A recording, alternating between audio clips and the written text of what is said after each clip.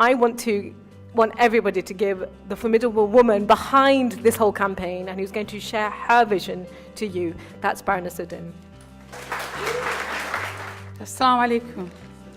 His Excellency, I just want to record my gratitude and thanks to him.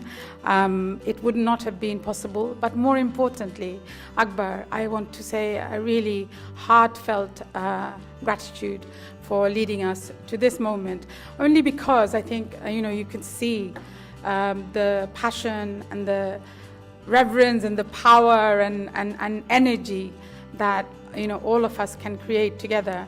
And I'm so delighted Her Excellency, the Honorable Chairperson, has also bestowed the pleasure of sharing this time with us. Thank you very much. Distinguished ladies and gentlemen, thank you. Just a couple of words about kind of my own small background, which is like, it's almost half a century since I've arrived in Britain. And I think that the narrative with which I arrived in Britain is a common to many, many hundreds and hundreds of millions. Each of us came to Britain or have gone to another parts of the country for our own circumstances, whether it was wars, conflicts, or simply because destiny brought us, or that we were looking to better our lives and our children's lives. And I think that it's been said, and I was so touched by how HUMERA, Sabah, SHAVANAH, Husna described their experience. It's just so profound for me, because I think as a migrant to this country or any countries, you grapple with a multiple set of complex experiences, and most difficult of which is that you uproot your family and then you come to an unknown land. But I've always believed this, when people say, oh, these deprived communities or these poor women, I've always resisted this since I can't remember when. I think I've always resisted it since I've arrived the very, very first day in London, because I think that these kind of journeys take a huge courage. It's not for the faint-hearted who makes a journey to another land to make their home. So I think that, this is what I want to say, that reflecting on this is what I think, in essence, Change the Script was and is, and I'm confident is going to be. It should reflect the pride with which we all stand together collectively. And of course, it would be remiss of me not to say that we are on the verge of another crossroad in global politics. I don't know where it's going to lead us, but almost it's for the first time, I feel quite confident actually that there is a very natural, organic movement within different sections of our communities, which can really stand on their own account, and then they can recount their own experiences and reclaim their own leadership amongst everything about, whether it's in this institution, whether it's in outside, whether it's in their lives, because it has been too long since, that we have not, many of us have not been counted. And I think that we have that confidence, and I felt that for the last particularly 2.5 years. About 35 years when I visited Costa Rica, and I saw a book. There was this beautiful book, binded book, which talked about feminists of the world. And it enveloped many, many facets about women's lives. And it listed every single countries of the world. And it talked about all the problems that women have. So there, the birth rate, death rate, the violence, the wars, the conflict, and the total absence of women in political and social structure. And I, having sort of come from a family which was absolutely, there was no-go areas for women, having come from a place where I can say that my mother, my grandmother, my grandfathers were outstanding mentors and teachers, I always thought, what about women like me? What about, where are we in that narrative? And then, of course, I went to East London with this really bog standard, outrageous self-confidence, saying, like, not see me, but I am who I am. And, I have a place in this society, and I can also make the changes. I can also lead. other people. And there was always this innate confidence that came. And then to encounter, and I tell you, HUMERA is, has been a long standing friend and sister. Meeting women like her, and then of course meeting women like Khalida Khan, who's not here, and I'm going to roll call some women, and you will forgive me, but there are women like Shaheen Taz, obviously SHAVANAH Taz, Mrs. Aisha Ahmed, Zareen Ruhi, Hasina Zaman, Nadira Usmani, who's here, Poli Islam, Alma Haq, who's not here, Siddiqa Juma, I don't know whether she's here, Sharifa Latusi, Rohima, Mia, Sadia Ahmed, Nazma Hafiz, Ashraf Maulam, Farah Azam. And I can tell you, I can actually literally list every single woman. Dilara Khan is there. These are the women who've shaped every aspect of different parts of the country. But more importantly, we've also walked this journey with some amazing men, and they've been with us. And I have to say, again, I'll roll call them, like Fuad Nadi, Saib Ahmed, who's here. Zakir Khan has been amazing. Dr. Ahmed Dubian, I don't think that he's made it. And Shahid Malik, who's the former minister. There have been amazing numbers of outstanding men. And I have to say here also, I'm really delighted to say Dr. Makhdoom is here from the Muslim World League, and Fawzia Saeed, who is here, who's one of our commissioners. So I want to say that these are the women and men who have shaped some of the narratives that we're putting before you. They're not my own. They're completely, entirely at the disposal and at the pleasure of the women who are shaping the forum. Special tribute to the distinguished ambassador of the United Arab Emirates for also honoring us with his presence. And of course, the United Arab Emirates has taken leadership on these issues and has also been helping financially, because it takes money and it takes merit. It takes M&M, not to be confused by the famous candy, okay? But that's what it is. It's money and merit. Welcome to the Cyprus home. We never say house, we always say home, because home, it is where we all belong. We're all stakeholders, we're all family. Sometimes the family can be dysfunctional, but it's still family, okay? And where there is warmth. A house is just a building. So welcome to the Cyprus home. We are also a multi-ethnic and multi-religious country. We welcome the initiative to #change the script. For all of you now in Twitter land, feel free to tweet away until your finger gets very, very tired, promoting this event, which is the raising of the curtain now that we have CHOGM, which started today. Change the Script is an open, as all of you know, is an open platform led by and for Muslim women to celebrate the rich cultural diversity and achievements. It is with great joy that we are hosting this event, and it's a great delight. It is a script and a narrative that we all know too well, which has been an obstacle, and still is, for not just Muslim women, but for almost half, if not more, of our world population. Women, like men, want to pursue their goals and dreams, but are hindered in doing so by stereotypes and gender hierarchy. We wholeheartedly agree with the core of this campaign: empowerment, inspiration, and progress for women. Thank you to His Excellency, the High Commissioner for Cyprus, and also Baroness UDDIN and all her collaborators.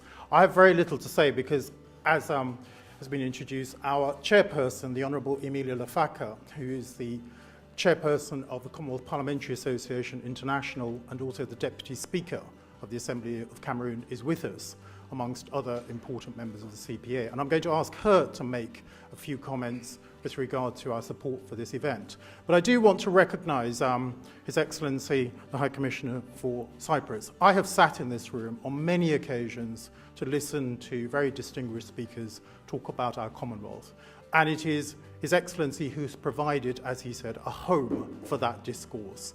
And when we approached him, with Baroness UDDIN and myself, in order to host this side event, where, as you can imagine, with CHOGM this week, there are many side events going on and there is a real demand for a space.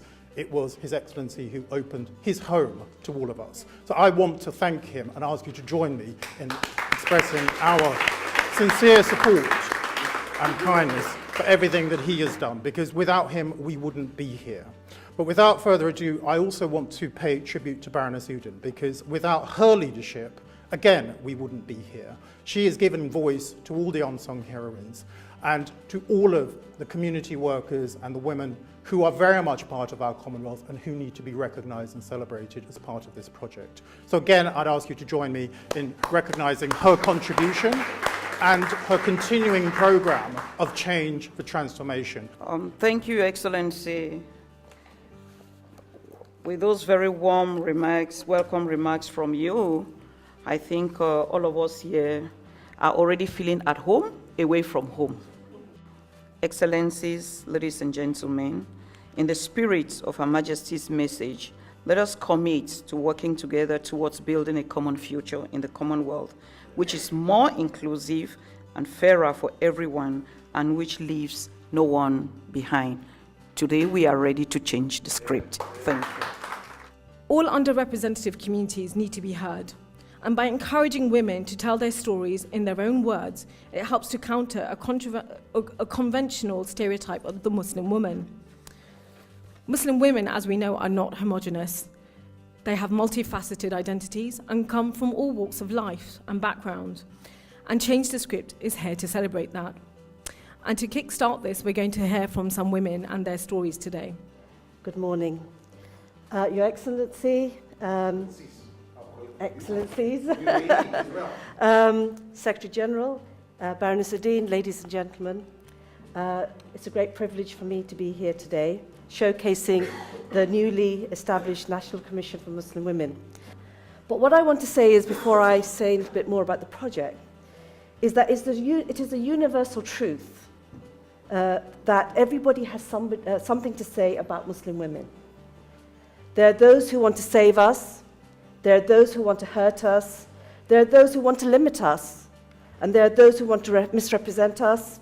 We are scrutinized, victimized, and vulgarized. The way you see us will depend through which lens you choose to look from and where you choose to get your information. But regardless of the lens through which you look, plus all the smoke screens that come in the way, we know who we are. We are the ones who are the foundational pillars of our families and communities. We are the enablers of our vibrant cultures, the safeguarders of our heritage, the genius behind our cuisine, the colors behind our artistry, the style behind our fashion, the sacrifice behind our philanthropy, the strength behind our resilience, the compassion behind our concern for the planet, our dedication to our professions. We come from all nationalities, all social classes, all races, speak all languages. We are the same, we are different, we agree, we disagree, we change our minds, and we stay the same. We are multidimensional, multifaceted, and most importantly, we are excellent at multitasking. Bismillahirrahmanirrahim. Assalamu alaikum and good morning. Excellencies, High Commissioner, my dear Baroness UDDIN. I've been asked to talk about my personal story. I'm from Bangladesh, came here at the age of 4, got married to this young man who's sitting at the back right now when I was 16. And we have 6 children. We have 4 grandchildren and another grandchild on the way. 3 boys and 3 girls. I think in terms of the work that I do, it's been very much particularly, after 9/11 when, we realized that we really need to build bridges between the faith communities. So, I've worked in a UK charity for many years. That resulted in myself getting an OBE from the Queen for services to disadvantaged communities, because we managed to get many people into jobs, which is, I think, one of the key things. Now I'm running an international NGO called Global One. It's a Muslim women-led, and it's a women's women's organisation.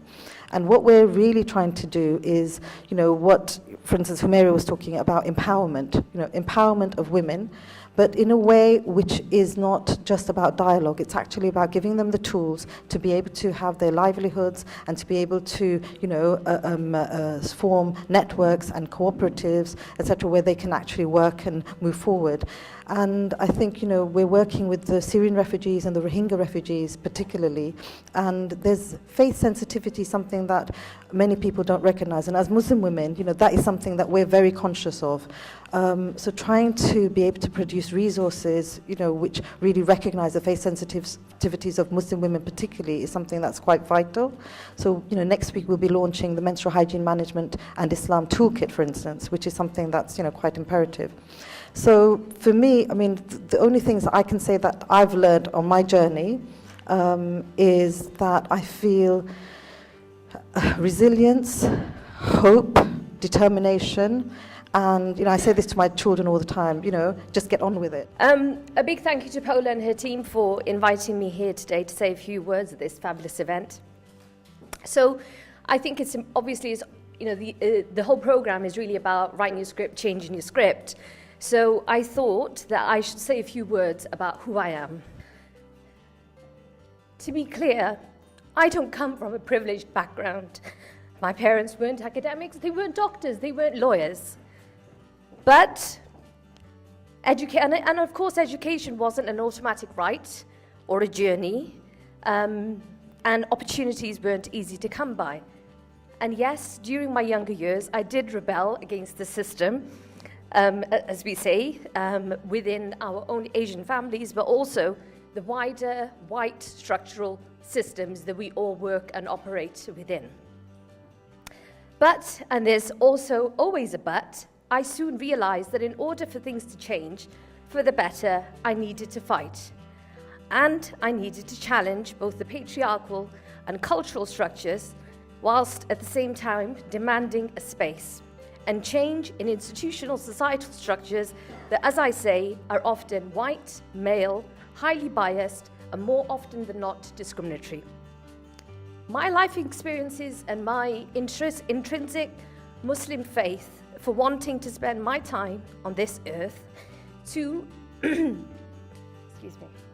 improve life chances for others, for being a part of a collective, creating a society for the many and not the few, are the main reasons why I'm a trade unionist. That, as well as my own father, who was a steel worker in the Welsh Valleys and a proud union man himself.